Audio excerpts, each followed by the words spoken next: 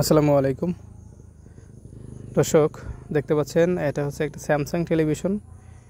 Backlight পুড়ে কয়লা হয়ে গেছে, ব্যাকলাইটটা পুড়ে গেছে এবং ব্যাকলাইটের যে তাপের কারণে এখান থেকে শীটটা পুড়ে গেছে।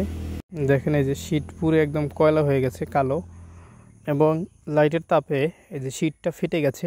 এটা চার্জ, এই জন্য এটা ফেটে গেছে, প্লাস্টিক জাতীয় চার্জ। তো ফেটে যাওয়ার কারণে অনেক সময় ব্যাকলাইট চেঞ্জ করলে এখান থেকে লাইটটা একটু বেশি দেখা যায়। তো অনেকেই মনে করেন যে আসলে লাইটে মনে হয় সমস্যা, এই জন্য লাইটটা বেশি দেখা যাচ্ছে, কিন্তু না, এই শীটগুলো ফেটে যাওয়ার কারণে এখান থেকে লাইটটা বেশি দেখা যায়। তো এটার সমাধান হচ্ছে এই শীট চেঞ্জ করা লাগে, এবং সেম টু সেম টিভি থেকে খুলে তারপর চেঞ্জ করতে হয়। এই জন্য অনেক সময় অনেকে চাইলেও আমরা দিতে পারি না, কারণ সেম টিভি আমাদের কাছে সবসময় থাকে না। তো দেখেন এটার লাইটটা জ্বলতে জ্বলতে একদম কালো হয়ে গেছে।